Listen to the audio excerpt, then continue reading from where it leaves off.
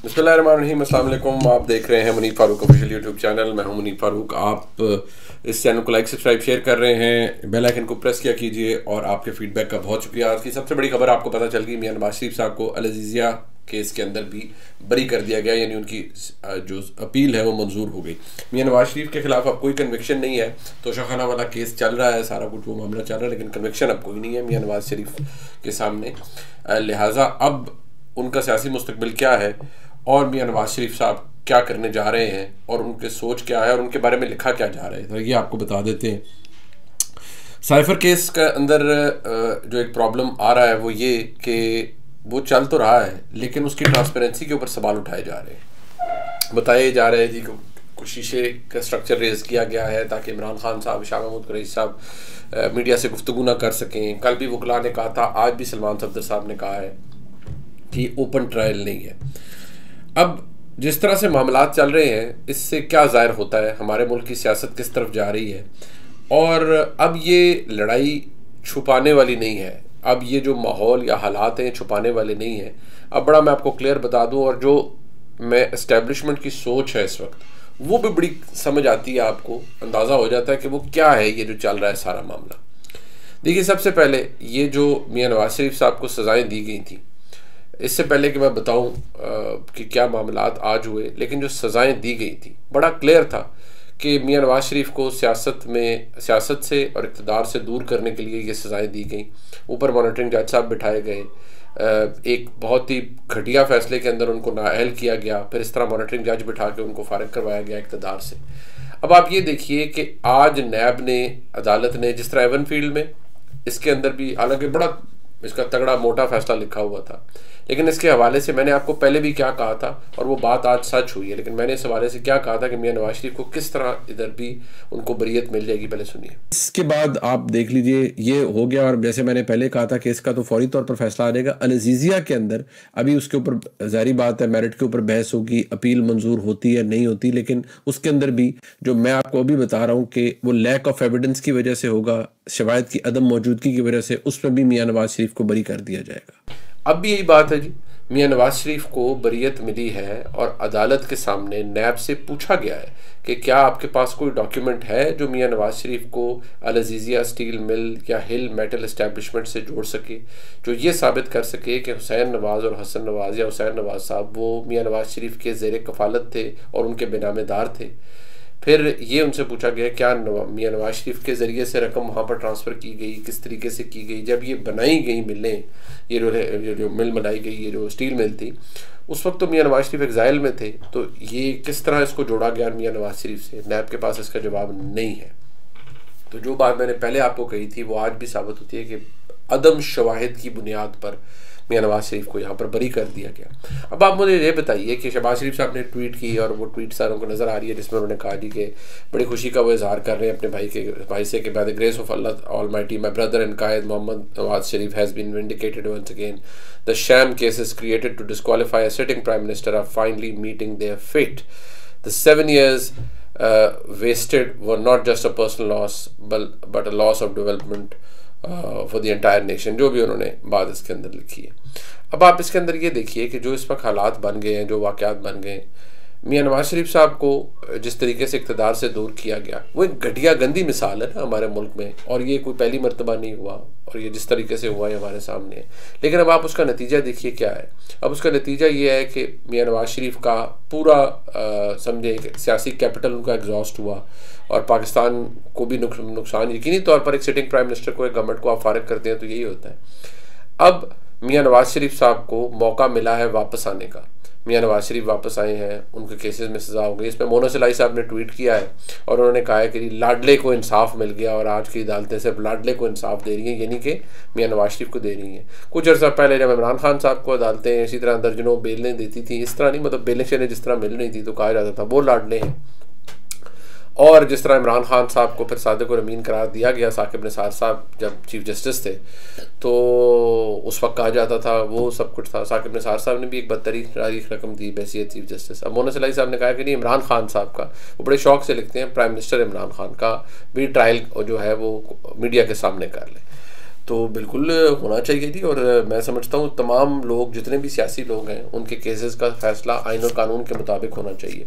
लेकिन मसला ये है कि इमरान खान साहब ने जो पंगा, मैं लफ्ज़ पंगा इस्तेमाल कर रहा हूँ, थोड़ा स्लैंग है या शायद कुछ लोगों को ऑफेंसिव लगे, वो जो ले लिया था और लिया हुआ था और जो फिर उसकी भरपाई वो कर रहे हैं मियां माजरत चाहता हूँ, मियां नवाज शरीफ ने तो उसका 10% भी नहीं किया था 2016 में या उससे पहले। उन्होंने तो जनरल मुशर्रफ साहब का केस चल रहा था और उन्होंने कहा जी हाँ जी वो चल रहा था, सुप्रीम कोर्ट ने कहा जी ये सारा कुछ वो सिलसिला 2014 से शुरू हुआ और फिर आप देखिए उसका सिरा कहाँ आके निकला। तो इमरान खान साहब ने तो यहाँ डायरेक्ट कॉन्फ्रंटेशन की है पाकिस्तान के इस्टेब्लिशमेंट से। तो अब सिर्फ वक्त बताएगा कि आगे हालात क्या बनते हैं। इस वक्त तो जो हमारे सामने है वो ऐसे ही है। अब मियां नवाज शरीफ साहब वापस आ गए हैं जी, इसमें भी उनकी बरीयत हो गई है। अब वो अदालत ने नोटिस भी ले लिया है कि फ़ैसला क्या करना है डिस्क्वालिफिकेशन के हवाले से।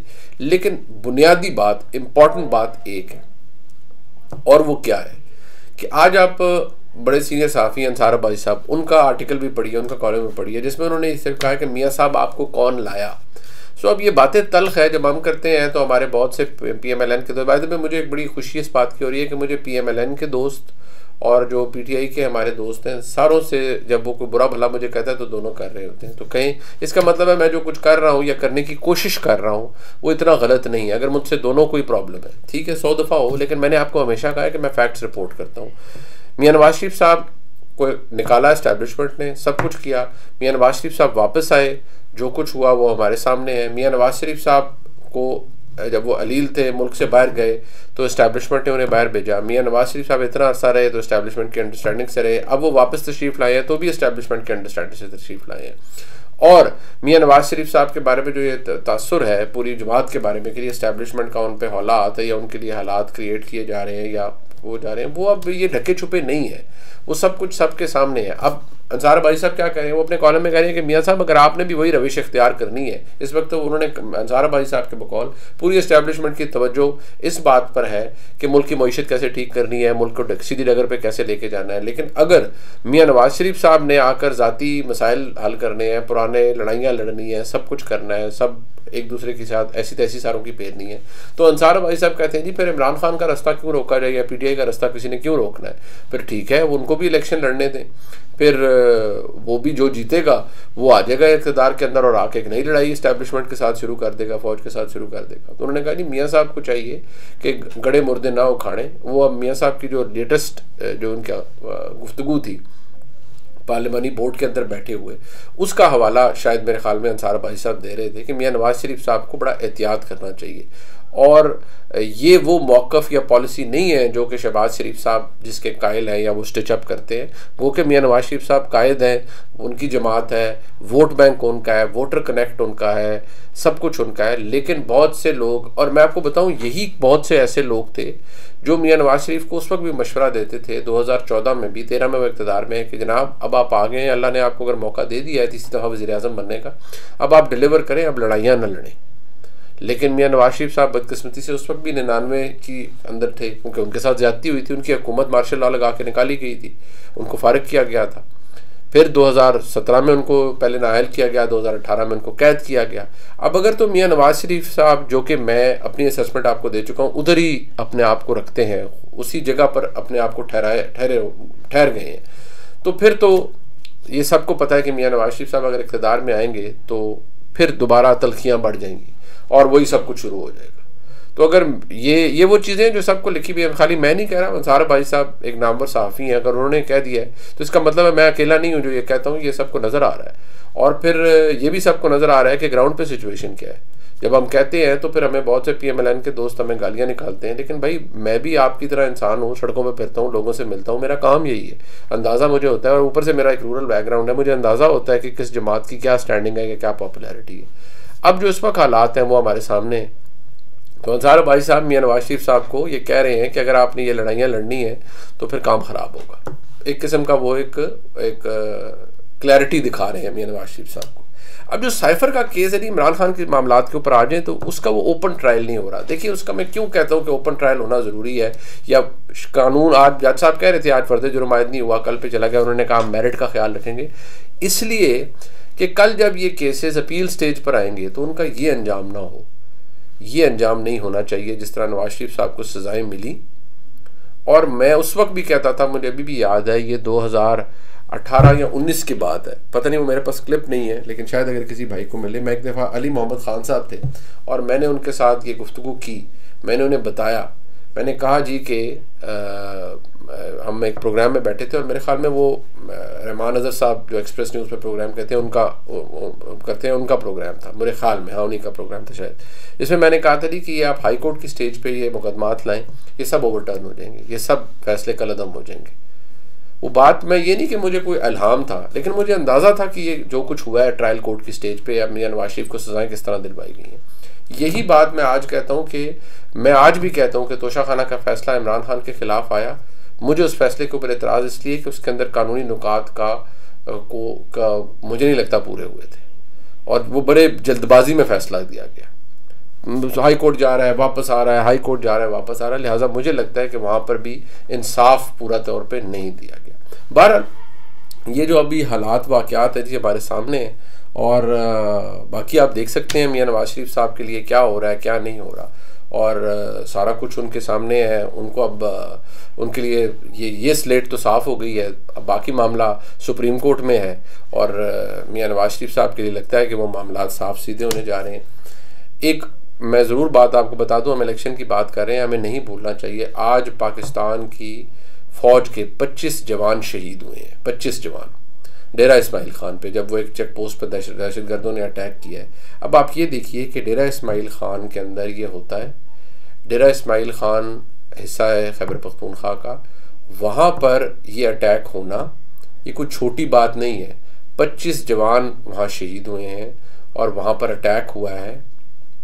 और एक तो ये जो लोग बात करते रहते हैं, ये जो जवान आज शहीद हुए हैं ये पाकिस्तान के बच्चे बेटे थे और इनकी पूरी फैमिलीज़ हैं। कई ऐसे होंगे जिनके वाहिद कफ़ील होंगे। एक तो वो एक एलिमेंट ये ज़हन में रखना चाहिए। दूसरी बात आप ये देखिए कि ये शहादतें हुई हैं, तकरीबन 27-28 के करीब दहशतगर्द को मारे गए हैं, ये शहादतें हुई हैं। और आप ये देखिए कि ये हालात हैं आपके खैबर पख्तूनख्वा के अंदर लॉ एंड ऑर्डर के, और एक ये दहशतगर्दी की जो नई लहर आई हुई, आप पिछले 1 साल के अंदर देखें तो आपको अंदाज़ा होगा कि क्या हो रहा है। हम पता नहीं कौन से गुनाह हैं जिनका खमियाजा अभी तक हम भुगत रहे हैं, और हमारी कई ऐसी पॉलिसीज़ हैं जिनका खमियाजा हमारे मुल्क के सिविलियंस ने भुगता है, हमारे मुल्क की law enforcement agencies, police, FC, rangers, Pakistan army, सब ने, और ये सब ने उन गलत पॉलिसीज़ का खमियाजा भुगता है। बहरहाल जो इस मिट्टी के बेटे आज इस मुल्क पर कुर्बान हुए उन सबको हमारा सलाम है, क्योंकि पाकिस्तान की सालमियत की वजह ये शहीद हैं जिनका खून इस मिट्टी के लिए बहता है, और वो बग़ैर किसी बात को सोचे हुए इस मिट्टी के लिए कुर्बान हो जाते हैं। आपने व्लॉग देखा जी, इसे लाइक सब्सक्राइब शेयर कीजिएगा। देखने का बहुत शुक्रिया। खुदा।